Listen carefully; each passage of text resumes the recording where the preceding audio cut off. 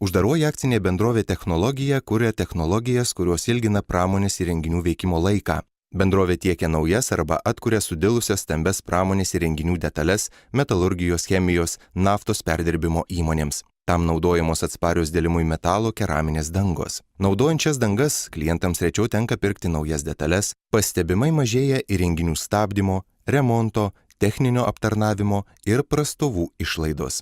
Tai didina įrenginių darbo patikimumą ir stabilumą, taupo pinigus.